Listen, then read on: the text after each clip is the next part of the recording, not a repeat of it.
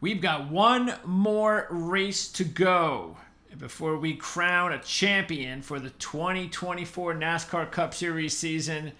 And what a dramatic Sunday it was. I'm Greg DePalma. Thanks for tuning in here for our final edition as we preview our, I believe this is 36 races, the 36 Cup Series races. I believe so. 36 races, exactly right. This is it, our 36th race preview for 2024. We're going to go over all of the key information regarding the race. Obviously, we'll check out the odds, track history, driver history, championship history. We're also, of course, going to wrap up what happened in a very crazy Sunday at Martinsville. Yes, it was crazy, wasn't it, CJ? That's an understatement. That was an understatement. It got a little bit boring in the middle, I have to admit to that, but the ending certainly made up for it. That last stage was definitely something else to watch the pit strategies playing out, everybody trying to be the last guy out on fresh tires. It looked like Elliott had it, and then boy was Blaney on a charge, and then you had those last couple anxious moments for laps for Byron and Bell, what was going to happen and all the controversy surrounding that. So yeah, I think it was a good way to end a decent season, I would say. Yeah, there was a lot of good to it. And then there was the controversy that kind of screwed around with all the good, because this was clearly the best race that we've seen at this track in several years. It was just really exciting the way it unfolded. A lot to kind of break down here. You know, it's interesting when you're watching it, and and this is the thing that's really disgusting in a way about what transpired between. And really, I blame. See, this is the reason. There's a lot of reasons in my mind why I think this is just such a terrible decision by NASCAR to basically give Chevy and Hendrick a playoff driver, because all of this started because of what Chevy did. All of it, because it wasn't like there were 5 laps left. There were like 30 laps left when they started to block for William Byron, and then as you're watching it, you're like, what's going on here? Why aren't they passing them? And it's like, it keeps going on. And then once it's going on now for about 15, 20, you know what's happening. Now, you know that there's some funny business going on out there. And so, whatever the case may be, whether or not Toyota saw what Chevy was doing and decided, all right, well, if you're going to play that way, we're going to play that way too. And that's exactly what happened, if that's how it broke down. Now, with Christopher Bell's move, that really screwed it all up, because if Christopher Bell doesn't make that move, that dangerous move, nothing's going on here except we're talking about the blocking and who's going to get fined for it and blah, blah, blah, blah, blah. But I will say this, as much as I think the decision was wrong, 100% wrong, Christopher Bell and his team, especially the team, they didn't really, in a way, deserve it anyway. I mean, they had it all handed to them going into this race, and they did everything in their power to screw it up. So because of that, it's not like I feel sorry for them. The only thing I feel sorry for is my bank account, because I would have had Blaney and Bell in there, and that would have been a lot easier for me to hedge my money. Now I can't hedge of 3 drivers. I got to hedge instead of 2. So besides that, though, yeah, I mean, they put themselves in this position. I really would like to hear, and I don't know if we ever heard it yet, but I'm anxious to hear at some point, maybe we don't hear for a few months, exactly what was going through Christopher Bell's mind. Like, seriously. Like, why did he do that? Did he choke? Or was he really doing what he said he was doing? Hey, this is what happened, and I accelerated, and the time I accelerated, I was against the wall, and then as soon as I could get off, I did, and I'm not changing my mind on that. That's exactly how it played out for me. I mean, it'll be interesting to see whether or not, that was the deal, and that's why I don't think you can know. I don't think you can know what's going on in his head Which is another reason why I think this is just a ridiculous decision. I firmly believe NASCAR brought this on themselves, as usual. And the reason why is because the last time we were talking about a great race at Martinsville, it was Ross Chastain and the Hail Melon. And immediately thereafter, the season after, they made that move illegal. NASCAR, we talk about it all the time, is also a team sport. And when your direct teammates, outside of, say, Hendrick Motorsports, when you start talking about Chevy as your teammates, and it comes down to a Chevrolet and a Toyota, almost like Formula One as well, like the constructor championship pays a lot of money. And I guarantee you, if Austin Dillon or Ross Chastain would have flown past Byron, as Chastain almost did, obviously you could see Dillon catching up. Dillon played it a little bit more smartly. Chastain flew up after that and went right alongside, and then backed off and then rode side by side with Dillon. You knew that was happening, and as it was happening, even before Chastain got there, I was saying to whoever was listening to me alone in my living room, was they better be making a call on the radio, and Chevrolet has got to be getting out their checkbook to make sure that Byron gets in and Dillon doesn't pass him. I guarantee you that Chevrolet will pay whatever fines end up coming to them. Sure. And Toyota would have been playing the exact same game, which is why all of a sudden you get, I think I got a tire going down in the very last corner, so I'm going to hit the brakes. And it just so happens that the one car that I let go by happens to be Bell, and he gets the one spot he needs. But the thing to me is, so NASCAR created it. NASCAR created the situation where they were forced to rule the way that they did because of the rule and because of the way that the sport is set up. But then you got Bell there. It is the driver and team's responsibility to know where they are and what the limits are.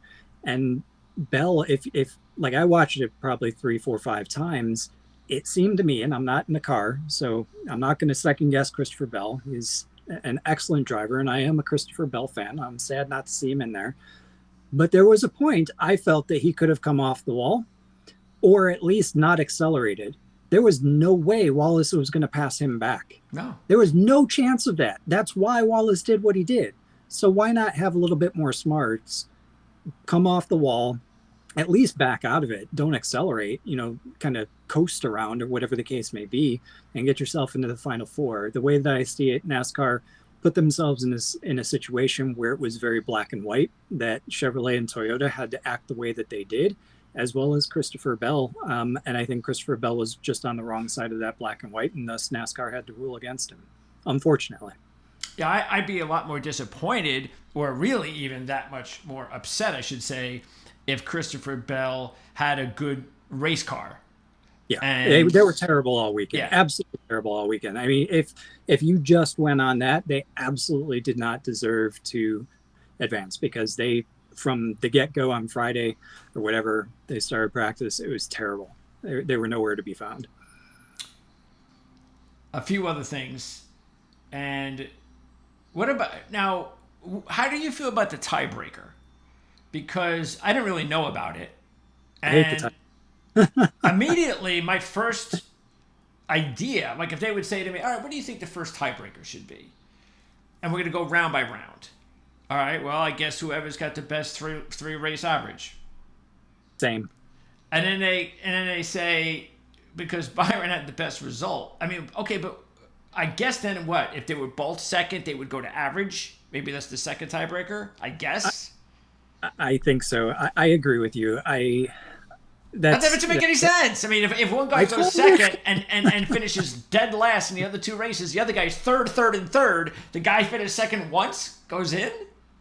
Yeah, the example I was going to say was we've been talking about how inconsistent Kyle Larson has been all year, and yeah, he's got 6 victories, but how many 30th plus place finishes did he have? What if he finished third and then finished 36th and 36th the next 2 races, and because of the tiebreaker he ended up going through because of the third place finish? It doesn't make sense to me. I firmly believe that the average on the tiebreaker should be the primary, and then if that for whatever reason doesn't segregate the two, then you've got to go to the highest finish. That makes a more logical sense to me. But I think when they actually established these rules, when they put the emphasis on winning and it made it all about being first, I guess I guess they extended that to being, if you can't win, be the first loser, maybe. And that's what the thought process was for the tiebreaker. But I completely agree with you. That tiebreaker is stupid. They should change that, among many other things. Yeah. Well, first thing I would have done was, if they would have asked me without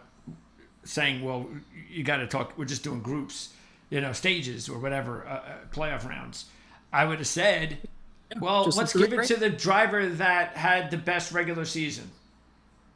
You could do that too. Yeah, I mean, that would make me very happy, because I miss the days where it took a full season. You could win Daytona, and Daytona, maybe throw that out the window. You could win, the first Las Vegas race, the second race of the year, whatever the case may be, win one of the first races of the year. You could almost go on vacation. You can run 40th or 30, you can't run 40th, but 36th, 38th, whatever, every single week for the rest of the year, just focusing in on trying to make your November start in Phoenix the best you possibly can, and advance. I think that's silly. I like the going back to the best finish of the regular season. If you got to do it by round, I think you should do the best average finish of that 3 race round. Firmly with you. Okay. And this has been something that we have harped on forever, and it hasn't gotten any better. And that is the coverage. Okay.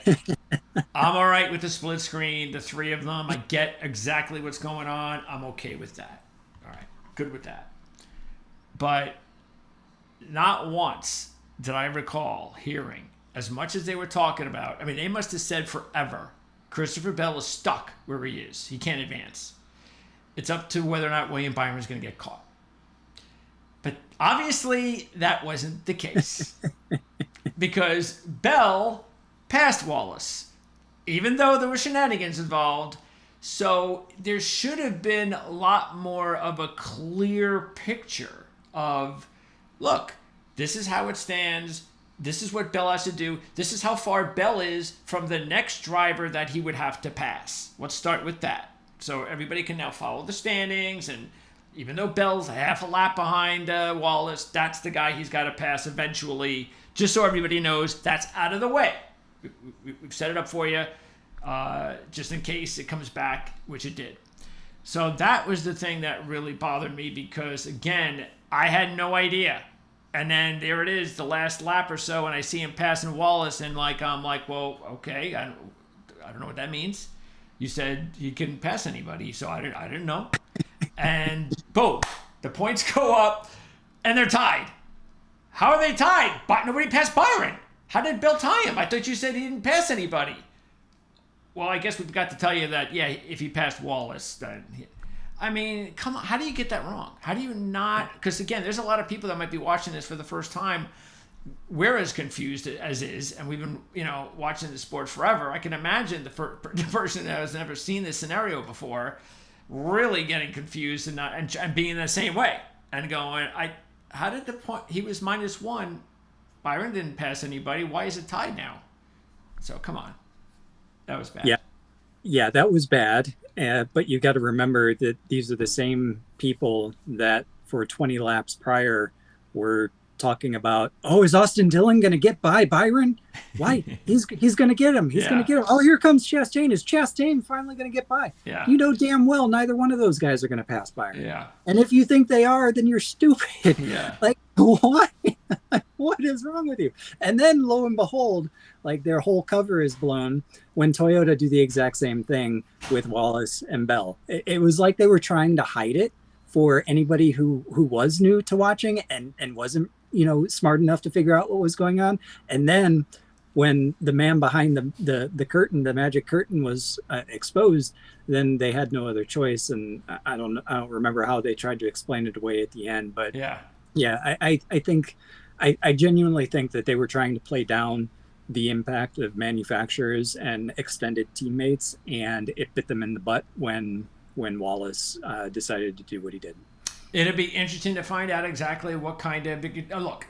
They're going to give them penalties, whatever, but what's going to happen now? Because you can't have this. This is a lot worse than the Chastain move. So you've really got to come out and do something about this from now on. I don't care if it's, and you're hearing some of these analysts and even some of the ones, I don't know, it might have even been Wallace on one of the post-race shows.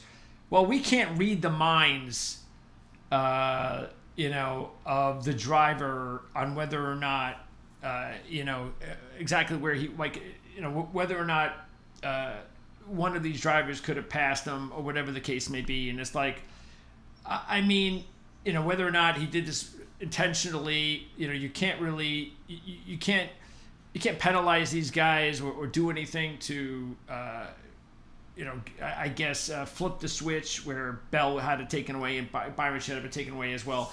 Anything like, I can't read the minds of the drivers is just ridiculous. I mean, we all know what happened. Everybody knows what was going on.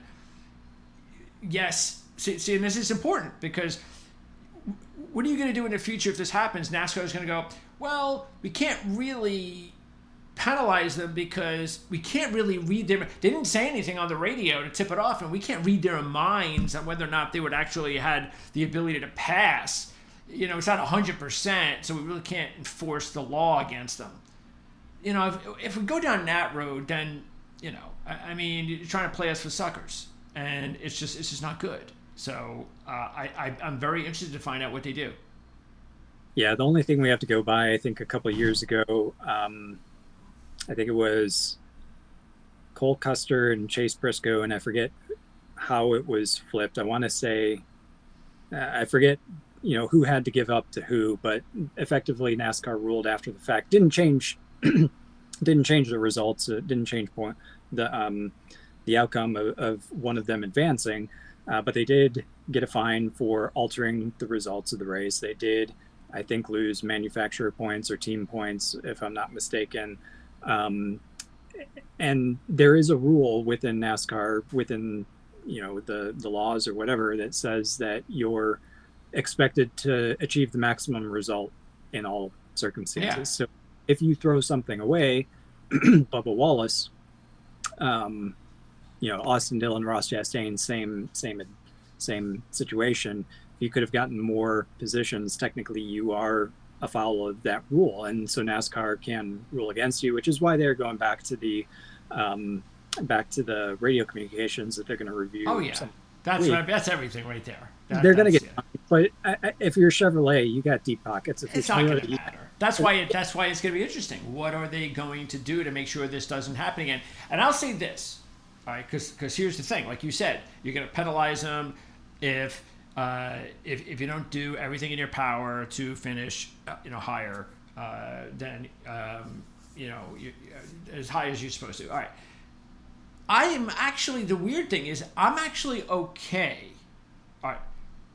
Let's say you have to win, and this scenario, you have to win the championship race in order to win the championship, and Joey Logano's not in the championship four, and Ryan Blaney is, and Logano's first, and Blaney's second, and Logano is coming down the last lap, and lets Ryan Blaney go ahead of him to win. I'm okay with that. That kind of stuff I'm okay with. I'm not okay with watching these guys do this for 30 laps and just completely make a fool out of everybody.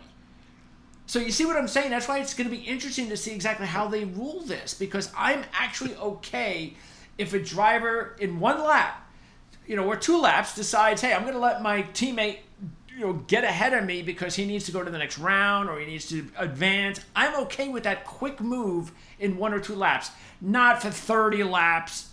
That's just tomfoolery. I couldn't handle that. Well, I think that's a good point too, because having watched that, there's no reason why the next cutoff race you couldn't just park every single Chevrolet behind another one and clog up the entire track and drive 30 miles an hour each lap. It would be impossible for anybody to pass. Yeah, right. The only way to do that would be to get a restart, which means you'd have to cause a caution, and NASCAR's got a rule against that too. So, I mean, what do you do? I think that's the extreme, but it's the extreme of the point that you're trying to make, where it ruins the race. It ruins the entertainment value of the race. you can debate a finish. You could say that they did what they needed to do, coming off of the last corner on the last lap or whatever in order to get the big prize. And that makes all the sense in the world because it's a team sport. But when you actually ruin or diminish the spectacle and the fandom of the race, the entertainment value of it, that's what everybody is really paying for. They want to be entertained up until the end. And yeah, I agree with your point. It'll be interesting to see. I don't know what they can do though, because again, Chevrolet and Toyota are going to pay 23XI. They're going to pay Trackhouse. They're going to pay Richard Childress for any lost positions, because Byron getting into that Final Four more than makes up for all of it. So I don't know. Here's something that maybe could come into play too. And I don't know the relationships, and I don't know exactly why they didn't do this. Maybe because there was nothing in it for them, but maybe there could have been, and that is if you're Brad Keselowski, who was he side by side with in 5th and 6th, or 7th and 8th? He was right behind those Chevys. It was Keselowski and who else? I forget who was next to Keselowski, but Keselowski was the one that could have moved Dillon out of the way. Yes, that is my point, is that Brad Keselowski should have done that. Yeah. It's like, why did he just sit there for 30 laps? He's a Ford. He's not a Toyota. He's not a Chevrolet. You see? So it's like, that's the thing that, I don't know. That's something that, because I would like to say, leave it up to the drivers. Let them figure it out. But at that time, Blaney is in the lead. So, yeah, Keselowski is a team owner. He's a Ford team owner. He's not going to risk a caution when his extended teammate is going to win the race and win his way in. So all of them, that's a great point on Keselowski as well. Yeah, I was expecting him initially to move Dillon, but then the second that he didn't, I knew exactly what was going on. And like you said, it played out for 20, 30 laps or so until the end. Okay. Now, let's talk about what an awesome job that was by Ryan Blaney. And I was just so proud of him because remember, it was just a few years ago.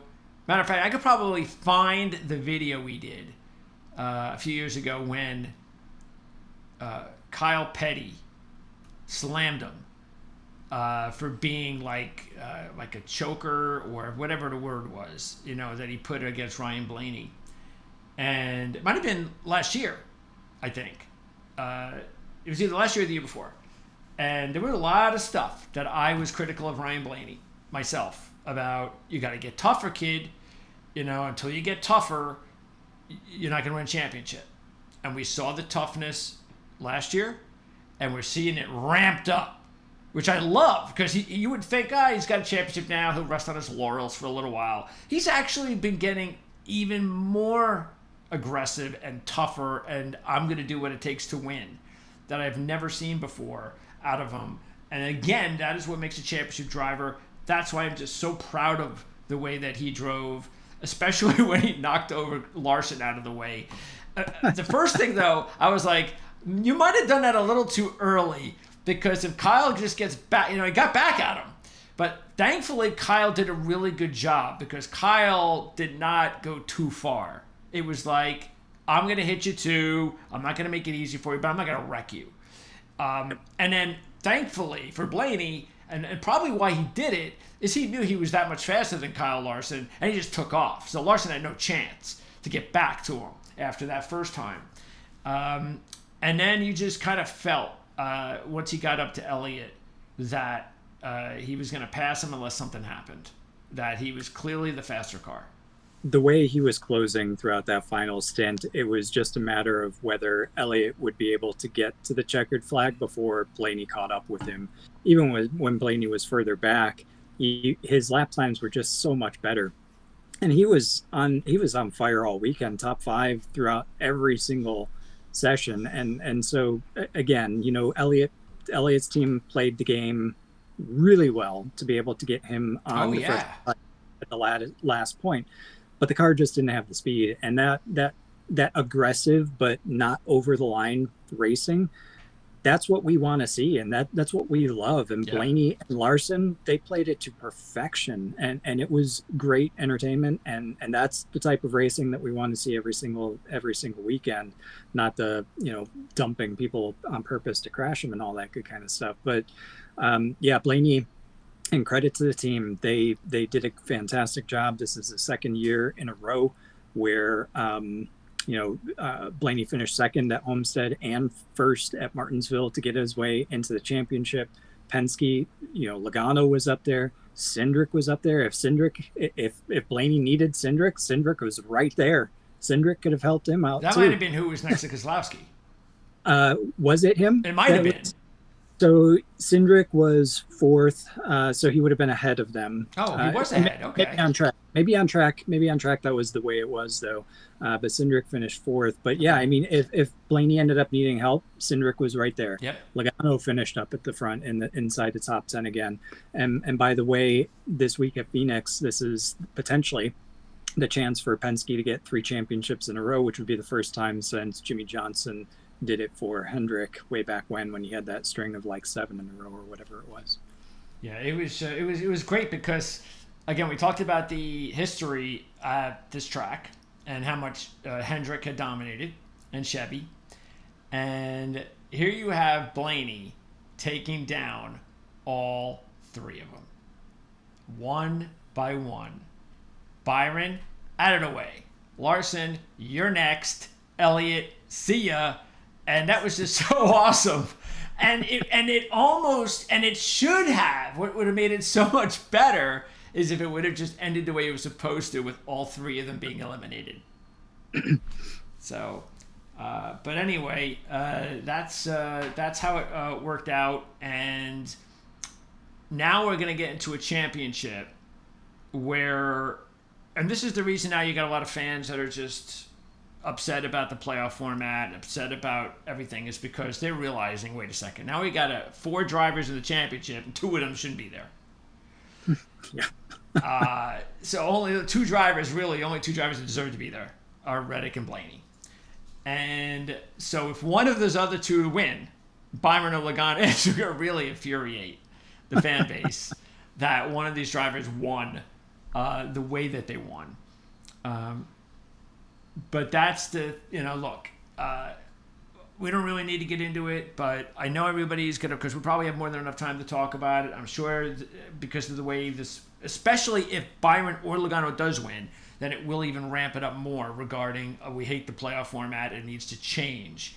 And if that happens, you're going to have a few months of a lot of people trying to come up with these different ideas. And who knows? I don't think NASCAR is going to change it because they're getting coverage, good or bad. That's what it's about.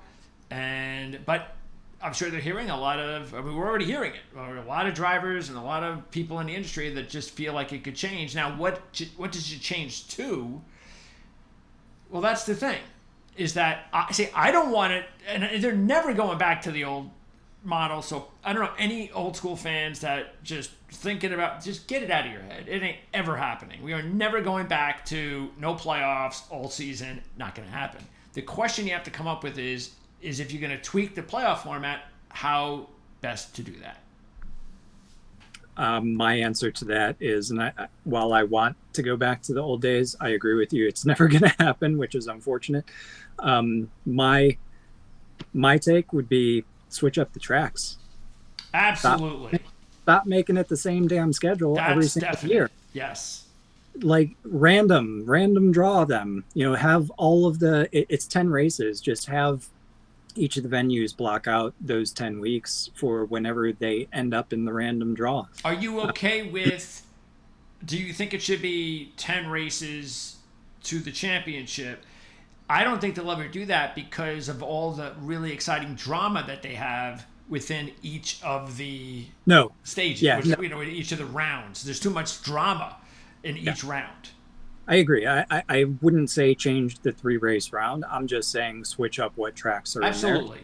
That's an easy one. I mean, I don't know anybody who would be against that, especially what we talked about last week.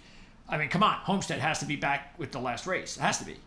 And even if you put all the tracks in a hat, even if you end up pulling out, Talladega or whatever as your finale, so be it. Next year, likely it won't be. I got no problem with that either. Just come up with your 10 tracks that you want to go in with Yep. and see how it. But of course, they're going to make sure that certain tracks that they want, and that's how Yes. they're going to meet it. See, this is why, and I don't know how the general public feels about this whole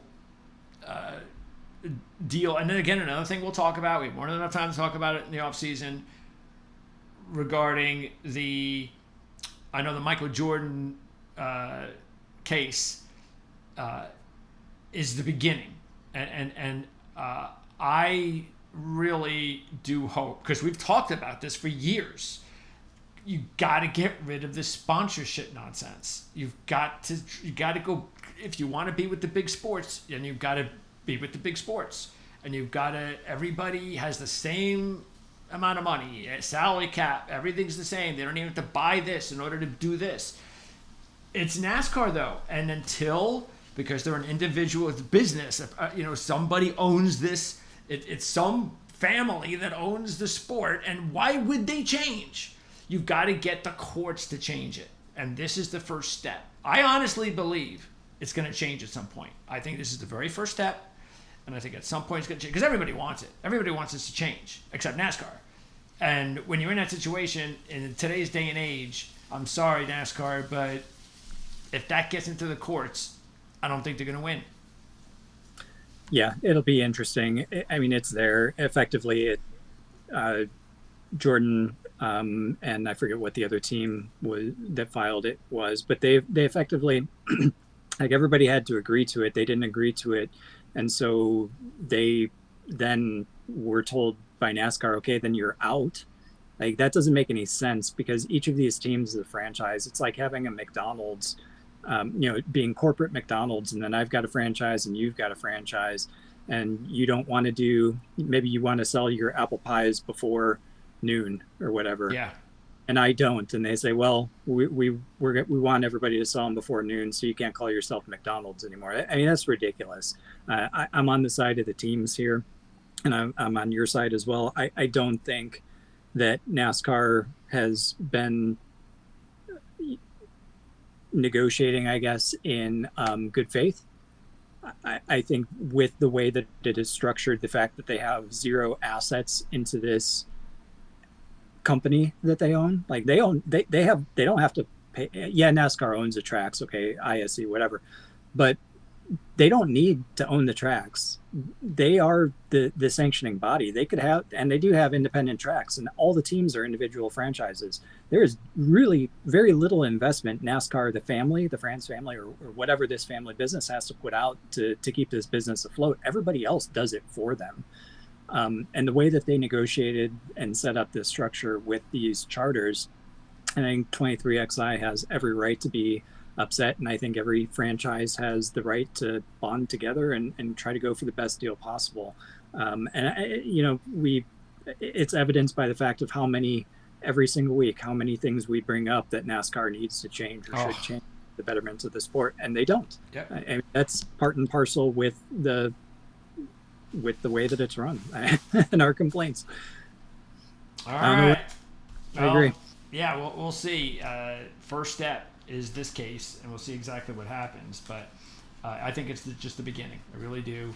And at some point, and like I said, I don't blame NASCAR in what they're trying to do, because what they're trying to do with their family and their legacy, because they know once they lose control, total control, they can never get it back. And then all of a sudden, anything can happen. Which, by the way, the only reason they own tracks and have assets in this business, because it's another element that they wanted to control.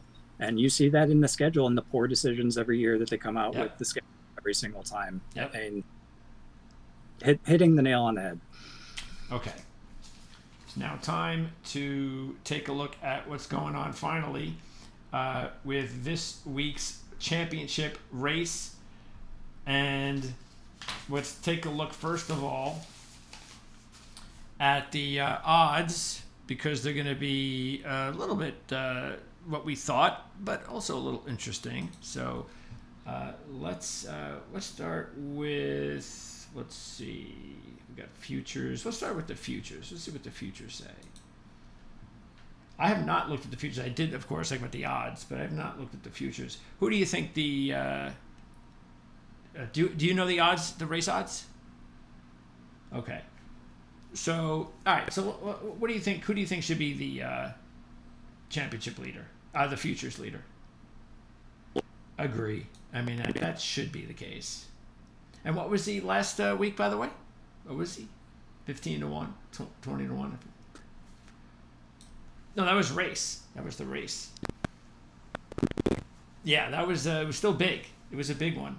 So might have even been 25. I know that Hamlin, Blaney, Elliott were huge long shots last week. So, and that's what we advised everybody. And remember, 2 weeks ago we said take those 4 drivers. The 4, you got the top 4 and you got the other bottom 4. Take all 4 of them, and at least one of them will get in. Well, 2 of them got in. So you would have Blaney and Reddick. I think Reddick was 10-1, and Blaney was, again, between 15 and 25. I don't remember. So you'd be in great shape because Blaney and Reddick right now are the 2 drivers, like I just said, that maybe have the most rights. Not that it's going to guarantee anything, but the most rights to winning the championship. All right, who's going to be next? I'm guessing. Okay, I'm going to say Byron. Well, let's see if it's even. Byron's who I thought should Byron. be. Okay. Yeah. And there's Logano and Reddick. Okay. Yeah. Okay. All right. Now, let's get into the odds. So, this should not be a surprise. Yeah. So, Ryan Blaney is the odds-on favorite. This is a little surprise to me. Really? Yeah. And maybe more so because of the fact that Chastain won last year. I think if Chastain had not won last year and Blaney had won the race, I don't think you're going to see a non-championship 4 driver in the top 4. But hey, Chastain did it last year now, so let's give it to the driver that we kind of feel deserves to be, maybe could have been if he had won this race and got in, I should say. Bell might be the favorite. If Bell would have gotten into the race, I think he probably would have been the favorite on the futures. I don't, if he would have won the race, yeah, he might. Oh, yeah. Ryan Blaney here. But for me, no driver yet this season has won both races at the same That's track. true. That is true. I can't imagine it happening in the championship race from a driver that's not in the championship 4. Especially after what happened last week. See, with Chastain winning last year, it wasn't like he had this emotional baggage he was bringing in to Phoenix. Bell, I just can't imagine his head is going to be on straight to win this race this week. Yeah, and I guess maybe the other thing that I would expect, certainly from a fantasy aspect, this race in the spring was all Toyota, so Bell's got that. Yep. But again, that plays to the fact that, again, no driver has won 2 races at the same track this season. No driver has won back-to-back. So that's a little bit on Blaney. He did it last year. Well, he didn't do it last year. He finished second. He just did what he did. He had to do. So I mean, it is possible. So I would avoid Bell regardless of how well he did in the spring. Even if you think he's got a chip on his shoulder and he's going to come in and he's going to blow everybody away and show what might have been, I just don't think that's going to happen. Yeah, I think he's a top 5 car. I think he's a top 5 contender. I don't think he's going to win though. And let's keep in mind he won New Hampshire too. True. And again, New Hampshire and Richmond, these are the 2 tracks that are the most similar to Phoenix. Not every driver, but just, that's something to keep an eye on. Also, keep an eye on the fact that before last year, and last year changed everything because they started the championship racing in 2020 at Phoenix. So before last year, you had Elliott, pole, win. Larson, pole, win. Logano, pole, win. And then Byron was on the pole, and that's why there was a lot of people who thought this was Byron. Byron's in great shape. He's got to pole. He's got history. He led the first, I believe, 95 laps, but of course didn't win. Blaney was the one who came back all the way from 15th to win, even though he only led 2 laps in the race because Chastain won, and he won from the 8th position. So that opens things up to this year. Even though, again, we do have the history, but what Chastain did last year means that we could see the other thing too is that if I'm going to take a driver to win this race that's not in the 4, I want better odds than 5-1. Agreed. So if Bell was 10 or 15 to 1, all right, yeah, maybe I'll throw a few bucks on Bell. Why not? Not a 5-1. So totally agree. All right. Byron and Logano. I'm kind of surprised about this, to see Reddick getting odds like 7-1.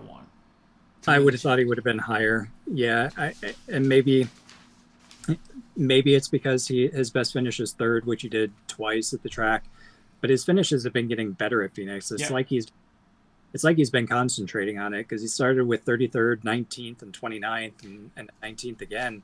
And yeah, he's got a couple 20 plus positions since then, but his best finishes, 3 of his top 10s, 2 top 5s in the last 5 races. He's been getting better. He's been focusing at this track, and we know that Toyota from earlier in the year was extremely good. And Tyler Reddick finished 10th, started 6th, and led 68 laps. That's more than Christopher Bell, who won the race. So yeah, I agree. I think Reddick might be a very good value there. What do you think about this? Because if you look at it, Reddick's last 3 March races at Phoenix, 10th this year. By the way, he led 68 laps from the 6th position, which is the best race he ever had. And it was this year. 3rd and 3rd. But November's last 3, 22nd, 23rd, and 19th. So the question is, if you had to guess one way or the other, because we do look at this a lot with drivers, and some drivers, for whatever reason, they're really good at one part of the year, but they're not good at the other. Why? We can't figure it out sometimes, but that's just the case. So my question to you is, if you had to pick one or the other, do you think it's because those 3 races in November didn't mean anything to him? Or do you think it has something to do with the time of the year? I'm going to say they didn't mean anything. I would agree. Yeah.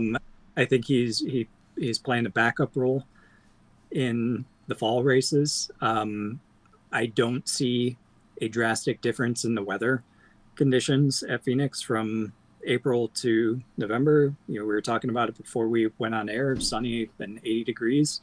That's about, if I remember correctly, where it was back in April as well.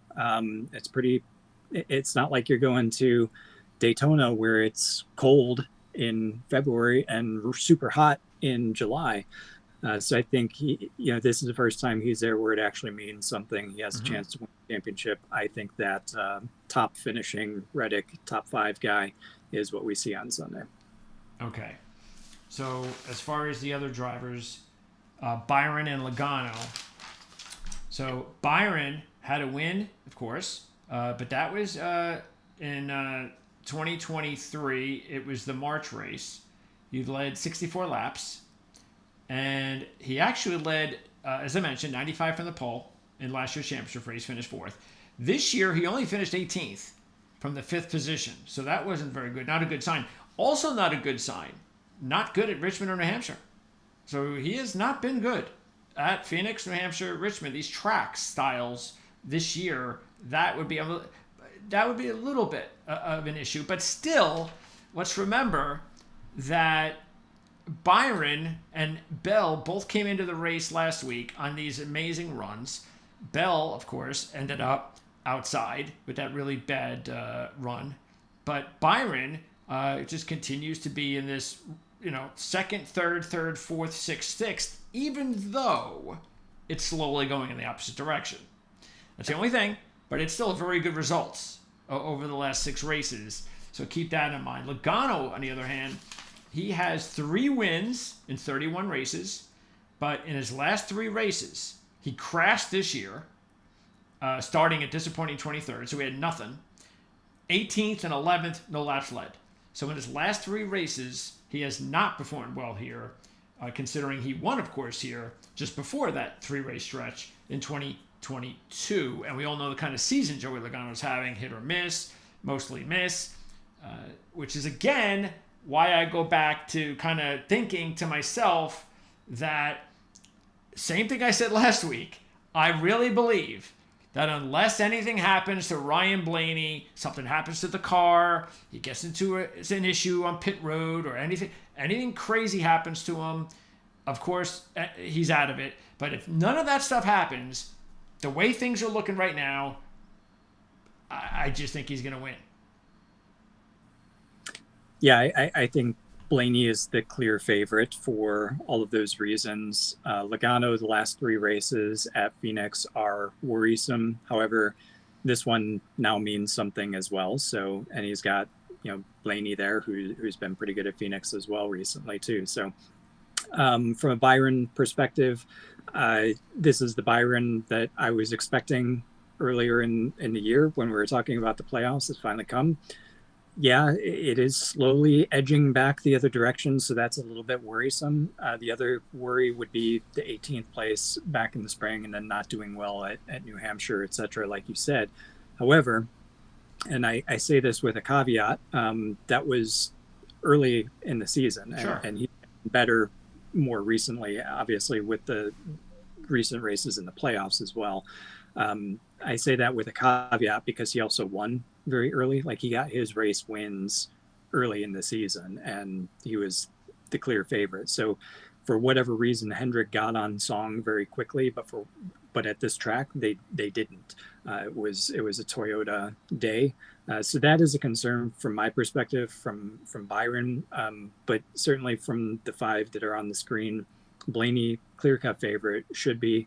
Christopher Bell, like you said, I'd want a little bit better odds. I think he can go out and win, but I, with not being in the Final Four, I question his ability to do so, along with sweeping wins at the track.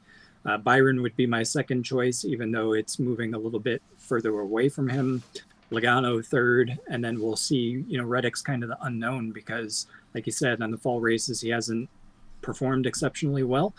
This is the first race where it actually means something in the fall race. So can he step up and be that 3rd place or 2nd place or 1st place car? Yeah, I'm actually going to go with Blaney, Reddick, Byron, Logano. What I like about Reddick is that not only did he have his best race this year, but in New Hampshire and Richmond, he finished 3rd, 6th, and 10th. So opposite of Byron, he's coming into this racetrack and this track, the similarities of this track. And a Toyota. Yes. So, yeah. Anyway. Now, let's take a look at the rest of the field and see whether or not, Because Chastain better be up there. Who's that? Chastain better be up there. Oh, yeah, he is right there. So, first you got Larson, because he's still kind of with the big boys at 8-1 here. And before you get a drop off. But I don't know. I'm not feeling Larson is going to be really into this. We know how good he could be. But look, we've been saying it all year. And this is a great history lesson for us to just keep reminding everybody for the rest of humanity when we're doing these shows about, hey, don't forget 2024 with Kyle Larson. Everybody looked at Kyle Larson, the greatest driver in the world, and he's so awesome. And we know how good he is, but he was very inconsistent. We've said it all year. His odds were so low every week. It just you just lost. I'm sorry, but even if you bet him every week all season long, you lost a lot of money. So it's just not worth it. And he just did not have a consistent enough season, and that's the reason why he's in this spot. So I just can't imagine that he's just all of a sudden just going to feel like, hey, I want to go out there and. I think he's such a busy driver, and he's got so many other things. I wouldn't be surprised he's already thinking about what's next. But he does have, of course, a good history here. Not a great one, but a good one. Just 1 win out of 20. But that was his championship win. His championship win from the pole. Yes. And by the way, he was 14th this year from the 17th position. So, all right. And then you have Hamlin, Elliott, Chastain, Truex. So Elliott, I don't know about Elliott. I actually I actually would definitely take Elliott over Larson for a couple of reasons. One, the odds, and two, actually three reasons. One, the odds. Two, I think he's driving better than Larson over the last few races. And three, I actually think Elliott might. I bank more on, or bet more, that Elliott might want to race well on Sunday as opposed to Larson. So considering that he's sort of like getting better as the season has gone on. So I would do that with Elliott, even though I'm not saying it's a good wager. I'm just saying Elliott versus Larson, because Elliott has never had a top 10 with the next gen at Phoenix. So that would be a big negative. He hasn't led a lap here also in his last three races at Phoenix. Hamlin has not had a top 5 with the next gen. And we know how things are going with Denny Hamlin. So do you think all of a sudden he's going to win on Sunday? I don't think so. So Chastain is the one I'd probably go right back to out of this group of long shots, because not only is he the defending champ, he was 6th earlier this year, and in the next gen, he's got an average of 7.2. 6th, 1st, 3rd, 2nd, and one bad race. So, yeah, why not? He's done it before. He's already proven that he doesn't care. He's going to go out there and win it. He's the only driver that's proven that. So why wouldn't I go right back and say, yeah, if I'm going to pick one driver with the long shot odds to win this race that's going to say, I don't give a crap, it's Chastain. Yeah, and this is the week where he can say he doesn't give a crap, because it doesn't matter where he finishes. If he finishes in front, in the middle, or behind any of the four contenders, he's just got to finish where best he can. And I could see him going out and winning. And we talk about him all the time. When he gets good at a track, he is good at the track every single time. That's exactly what he's delivered here at Phoenix. So Chastain clearly the man for these. So second, third, he had a 24th, and then 1st and 6th out of his last 5 Phoenix races for Chastain. I agree with you on Larson. I think he's probably ready to check out and go on vacation before he goes to his next race. His next race probably is his vacation. And then Denny Hamlin, yeah, no way, given his season, that he's going to come here and win. Is he going to be in contention for the pole? Yeah, probably, because I think he did it earlier this year. And like I said, it's very much favored the Toyotas earlier this year. So he might show early speed early in the weekend. But I don't think that lasts through an entire race. And he's probably going to be more focused on doing what he can, whatever that is. You know, he's going to be worried about where Reddick is in terms of the Final Four, since he's a part team owner there. So his mind's going to be elsewhere. All right. Now this next group here. So look, the Truex, we saw what happened last week. First in practice, on the pole. It just didn't matter. At a track where he's had some success at. Here he's had a little bit of success. He won in 2021. 7th this year, led 55 laps, but that was a very long time ago when things were going good for Martin Truex Jr. But this is it. So that's, I wonder whether or not, the problem is if they couldn't do anything last week, I don't know if they've just got it, no matter how much he wants to win before he goes out. I just don't know whether or not they've got it. So, but you are getting 22-1. So that's a good thing. So if you throw a few bucks on him, I got no problem with that. Kyle Busch has been awful here lately, considering what kind of a great resume he's had over his career. But in his last 9, and coincidentally, those last 9 races happened the very same year that they started the championship 4 at Phoenix. But this involves both races that year. And in those last 9 races, he's led a total of no laps. So not very good, since the championship 4 was, and by the way, 22nd here earlier this year for the 31st position. So if I'm going with either driver, I'm actually taking Truex, because Kyle will be back next year. Truex won't.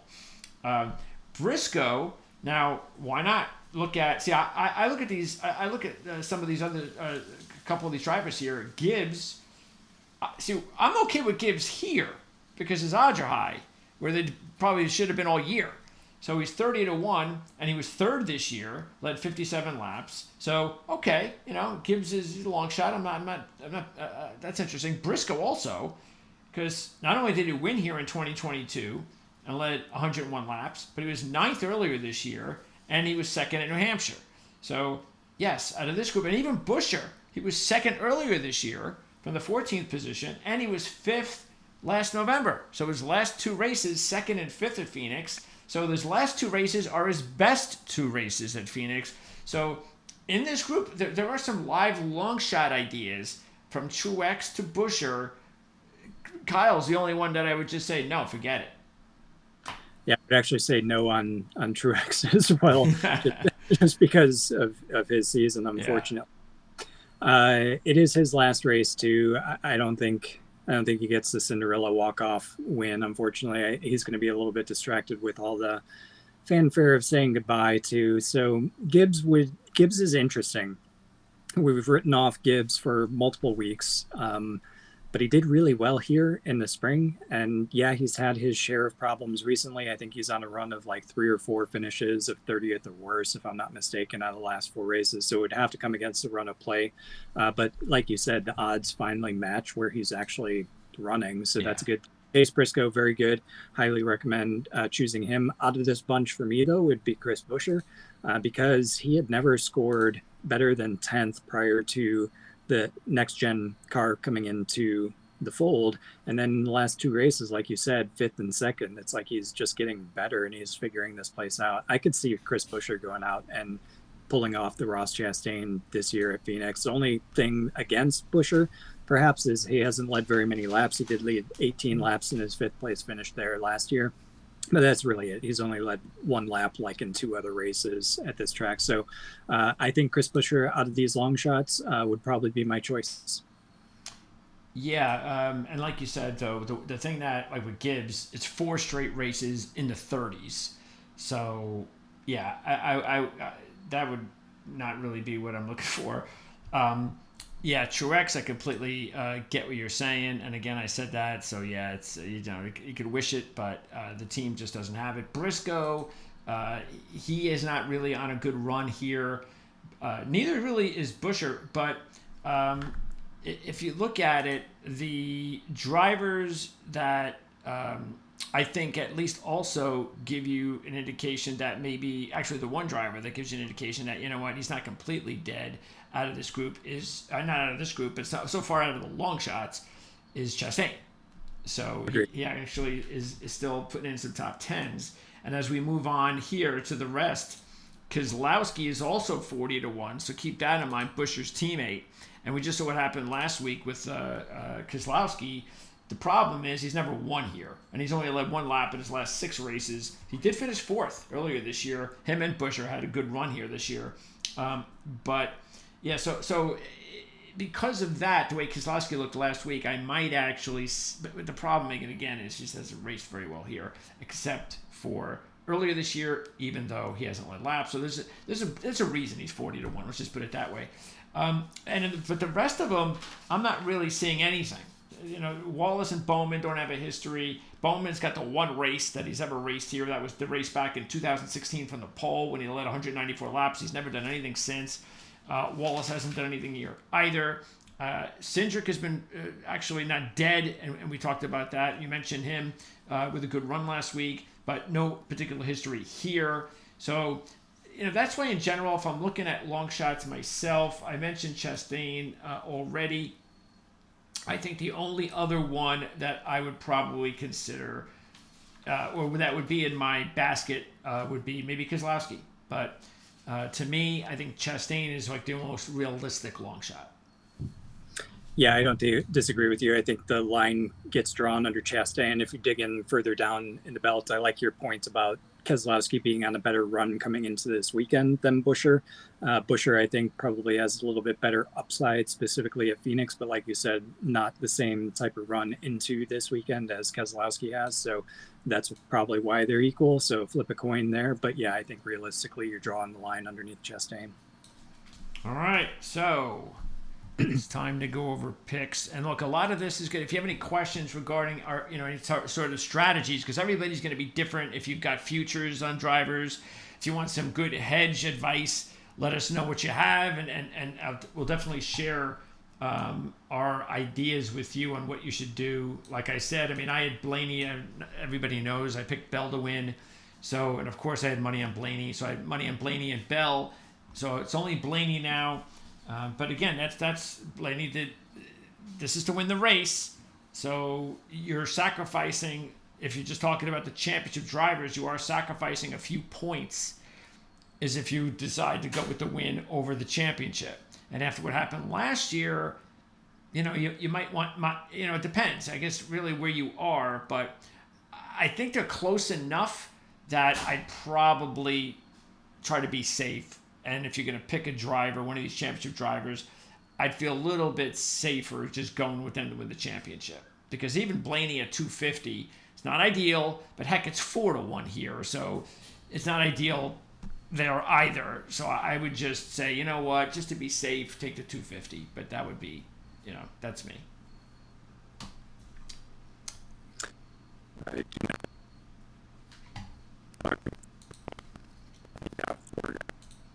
Yeah, and again, just to refresh everybody's memory here, that's the difference right there.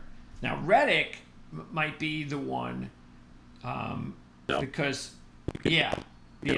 So that one would be, because to tell you the truth, I think of Reddick, I don't know, Blaney seems to me, I don't know I don't know why I'm thinking this way, but if I'm going to think of a driver who needs to win, that I think would have to win, I don't know why, but I'm thinking more Logano, Reddick, and maybe even Byron than I am Blaney. That I just think Blaney could end up doing again what he did last year if he has to. But I don't know. I just feel like if especially Reddick or Logano, I'd probably just go for them to win the championship over those odds to win the race. I don't know about you, but that's how I would do it.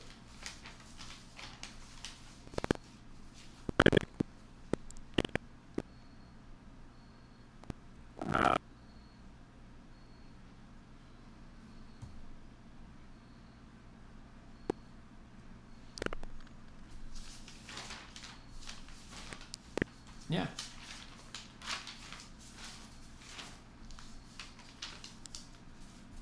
And obviously, it also depends on if you do have any futures. So, like for me, there's nothing I can really do with Blaney now. I can't hedge on this.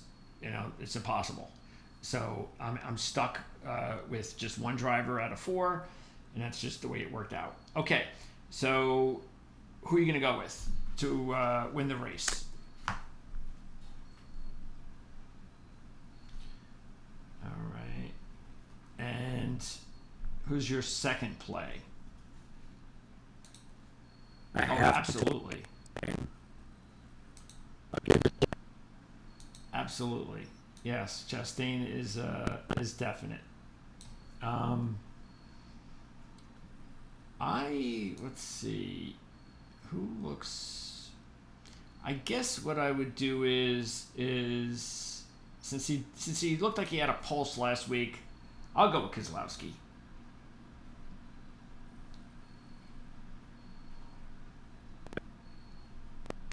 All right, Chastain, Busher, Blaney, Keselowski, and let's see, anybody else I'm going to put in here?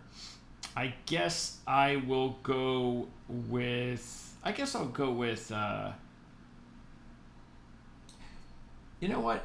I'll make Keselowski my top long shot. I'll go with Elliott as my second choice. So since he's getting 14-1, right next to Chastain, 16-1. So I'll do Blaney, Elliott, Keselowski. You've got Byron, Chastain, and Busher, and that's going to wrap it up. So next week we are going to put a wrap up on the season, put a wrap up on the championship race. We definitely hope there is no crazy drama like we had.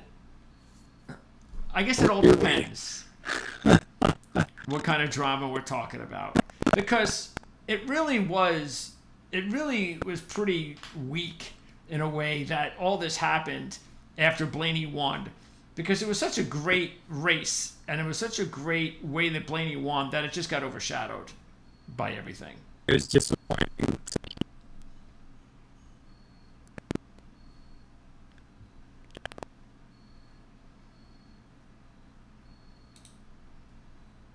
So, and we'll see.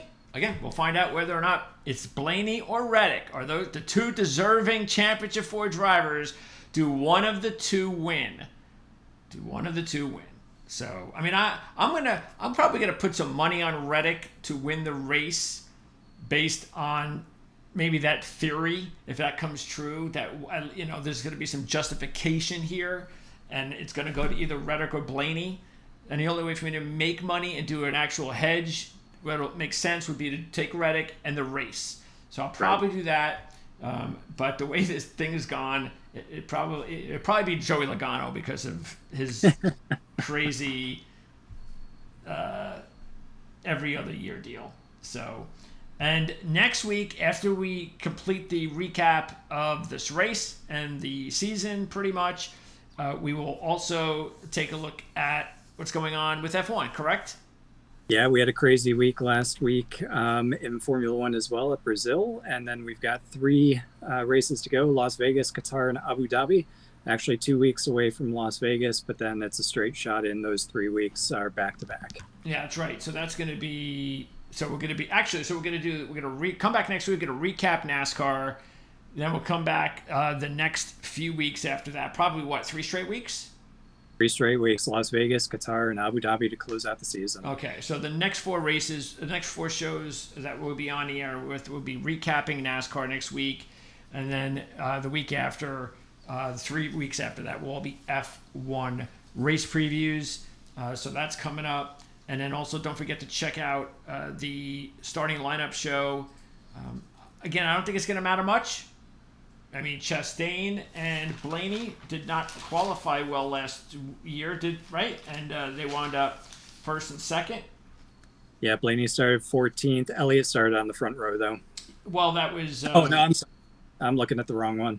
Yeah, Chastain was 8th, and Blaney was 15th. Yep. So, and look, Ryan Blaney starts 15th after what we've seen him the last few weeks with his weak qualifying efforts, and it hasn't mattered. That I don't think anybody's gonna. If anything, and look, it's not gonna matter. Vegas is not gonna. They're on to it anyway. They're on to him. That if he qualifies 15th again, he's still gonna end up the race leader. Yeah, and at Phoenix earlier in the year, only one driver finished in the top 5, started in the top 5 as well. Everyone else started outside the top 10. Okay, so even though it won't mean a whole lot, we'll take a look at it. Whenever it comes on, it's West Coast. So I'm just guessing that it'll be a pretty late report. But we'll see how it goes. I think the first thing you got to do, more importantly, the most important thing you have to do in qualifying and practice next week, if you're one of the Championship 4 drivers, is not fuck it up. Sort of like what happened with Hamlin. Do not go to your backup car in the championship race and start 36th. So that's the thing. You do anything else, you start in the top 20, and that might just be the strategy. Is that, hey, I'm not pushing the envelope here. Let's get in the top 20 and call it a day, and we'll come back on Sunday and win a championship. So, CJ, appreciate your time as always. Don't forget you can check out CJ's fantasy report for the race coming up. We'll put a link in the description area of the video on Saturday. And CJ, appreciate your time as always. Absolutely. Thanks for having me. And thanks everybody out there tuning in. Again, questions, comments, for anything at all, let us know.